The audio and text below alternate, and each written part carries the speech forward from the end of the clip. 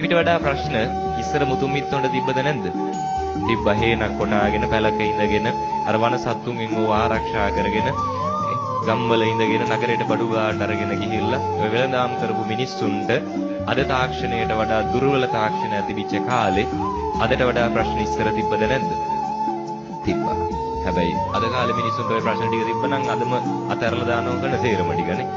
හැබැයි ඒ කාලේ මිනිස්සු මේව මෙච්චර දුරක් ඇදගෙන ආවේ. මෙච්චරට රට අතීතයේ සම්පෝෂිත උනේ ඇයි? හැම ප්‍රශ්නෙම දැක්කේ කොහොමද? ධනාත්මකව දැක්කනේ. හැම දෙයකම ගන්න හොඳ පැත්තක් දැක්කා. හැම දෙයක්ම යාළ ජීවිතේ වින්දා. වැරද්ද වුණත් එහෙමයිනේ. මං කියන්නේ සමාජයෙන් ලැබෙන අවලාද පවා, අඩුපාඩු පවා, ජීවිතේ විඳවීම් පවා ධනාත්මකව දැකලා මොනවා හරි එකතු කරගත්තා. ඒකනේ ඉස්සර ඒ මිනිස්සු ප්‍රශ්න ආපු ගමන් මොනවද කරේ? අද නැති හතර පහ පැත්තටම දෙස් තියනවා, නේ පොල් ගහනවා, නේ අපිට ඕනේ මතක් වෙන්නේ දෙහි කපනවා. මේ කාලේ. ඒ කාලේ කොහොමද? ප්‍රශ්නයක් ආපු ගමන් ඔක කවියකින් කිව්වද නැද්ද? කවියකින් කියනවා, කතාවකට පෙරලනවා. මේ හරි ලස්සනට මේ මිනිස්සු ඒ කාලේ ගත කරා. ඔය ජන කවි කියන්නේ එහෙම ඒවානේ. ජන කවි නිර්මාණය වුණේ මේ ලස්සන පරිසරයකද? නෑ. ජන කවි නිර්මාණය වුණේ ප්‍රශ්නත් එක්ක.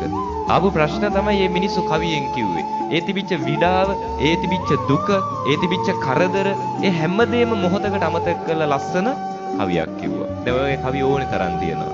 ජන කවි අතර හරි ප්‍රසිද්ධ ජන කවියක් තියෙනවා. මෙහෙ දන්නේ නැති වෙන්න බෑ. මුළු ලංකාවම දන්න ප්‍රසිද්ධම ජන කවියක් මේ අපේ පැත්තෙන් පටන් ගන්න මාතරින් එන්න මොකද්ද? මාතරින් පටන් ගන්න ජන කවියක් තියෙනවද දන්නවද? ඔව්. මාතර ගඟේ ඉන්නා කිඹුලිගේ පැටියා තල්ල සුදයි බෙල්ලේ ගෝමර කැටියා යන එන ඔරුපාරු නවතාගෙන හිටියා මිනී නොකයි මාතර කිඹුලිගේ පැටියා. ප්‍රශ්නයක් ගැනද කියන්නේ? කවුරු ගැනද මේ කවියෙන් කියන්නේ? මොකෙක් ගැනද? කිඹුලෙක් ගැන. කොහොමද කියන්නේ? මාතර ගඟේ ඉන්නා කිඹුලිගේ පැටිය කියන්නේ. මාතර ගඟ කියන්නේ මොකක්ද? ඔව් දන්නවනේ. නිල්වලා ගඟ. ඔය නිල්වලා ගඟේ ඉන්නවලු කිඹුලියෙක් සහ ඒ කිඹුලිගේ පැටියෙක්. සංකේතවත් කරනවා මේ මොන කිඹුල් පැටියද? තල්ල සුදයි බෙල්ලේ ගෝමර කැටියා. ඊළඟ එකෙන් තමයි අපිට පොඩි වැඩක් මාට්ටු වෙනවා. මොකද තුන්වෙනි එක? යන එන ඔරුපාරු නවතාගෙන හිටියා. ජීවිතේට දැකලා තියෙද කිඹුලෙක් ඔරුපාරු නවත්තනවා? නෑ. එහෙනම් මේ කිඹුලෙක් ගැනද කියන්නේ? නෑ. මේක මේ හින්ට් එකක් හොඳද? ඉස්සර ඉඳන් ඒව නම් තිබිලා පේන්නේ. ඔය ගම්වල තිබ්බ බඩු බාණ්ඩ ඉස්සර නගරයට අරන් ගියා ප්‍රධාන වශයෙන් මාධ්‍ය දෙකක් තිබ්බා. එකක් ගොඩ බිමෙන් කරත්ත, අනිත් එක ජලයෙන් මොනවද? ඔරුපාරු. ඔය මේ ගම්වල තිබිච්ච අපේ මේ ඇතුලේ මාතර ඇතුලේ ගම්වල තිබිච්ච බඩු බාණ්ඩ නගරයට මාතරට අරන් යද්දී නිල්වලා ගඟෙන් යනකොට ඔරුපාරු වල යනකොට දැන් අද වගේ නෙවෙයිනේ. හරි අමාරුයි, දුෂ්කරයි, මේ දවස් ගණන් යනවා. ඔහොම යද්දී මේ මාතර ටවුන් එකට පොඩ්ඩක් මෙහා හරිය තියලා තියෙන එක තොටුපළක්.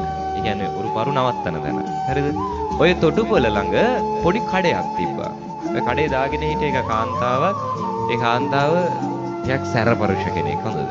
සැරපරුෂයි ටිකක් මහත දැක්කහම බය හිතෙන මේ සරලවම කිව්වොත් පොලියට සල්ලි දෙනවා. හරිද?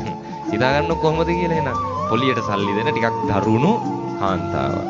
මෙයාගේ හිත එච්චර හොඳ නෑ. පොඩ්ඩක් නැත්තම් ඇඟට කඩාපනින එහෙම මේ අමුතු චරිතයක් තිබිච්ච කෙනෙක්. ඒ නිසා ගමේ අය මෙයාට නමක් හදලා තිබ්බ මොකද්ද? කිඹුලි. හරිද? දැන් කිඹුලි කිව්වේ කවුද? අර කඩේ හිටපු කාන්තාව. හොඳද? මේ කාන්තාවට තමයි කිඹුලි කියන්නේ. මොකද ඒ වගේ චරිතයක් තිබ්බේ. මේ කාන්තාවට හිටිය පුතෙක්. හරිද? ඒ පුතාගේ මෙන්න මේ බෙල්ලේ සුදු කබර තියෙනවා. බෙල්ල හරිය සුදු කබර තියෙනවා. අම්මගේ ආරෙටම තමයි ආයි පුතත් ගිහිල්ලා තියෙන්නේ කියන්න දෙයක් නැහැ. මේ අම්මා වගේම තමයි පුතා මොකද කරන්නේ? තොටුබල පහුවෙලා ටිකක් එහාට ගිහිල්ලා කල්ලියක් හදාගෙන එන ඔරුපාරු වලින් කප්පම් ගන්නවා. හරිද? දැන් මේ කප්පම දෙන්නේ නැත්තම් මෙතනින් යන්න දෙන්නේ නැහැ. දැන් එන අයටත් පොඩි හරි ඉතින් කප්පමක් දීලා හරි යන්න දින එක හොඳයි. මොකද ඕක නොදී හිටියොත් ප්‍රශ්න වෙයි. ඒ නිසා පොඩි කප්පමක් දීලා උතනින් යනවා. දැන් මේක ප්‍රශ්නයක්ද නැද්ද? ප්‍රශ්නයක්. කරන්න දෙයක්වත් නැහැ. මෙයාලා මොකද කරේ? තොටුපළ පහුවෙලා අර මංකොල කල්ලේ ඉන්න තැනට පොඩ්ඩක් මෙහා තියලා හදාගත් ඔරු පාරු වල යන කවියක් ප්‍රශ්නේ ASCII කවියක් කියාගෙන යනවා. මොකද්ද කවිය? දැන් තේරෙන්න ඕනේ කවියනේ. මාතර ගඟේ ඉන්නා කිඹුලිගේ පැටියා. කවුද කිඹුලි? අර කඩේ කාන්තාවනේ. කිඹුලිගේ පැටියා කියන්නේ අර එහා පැත්තේ මංකොල කන පුතා.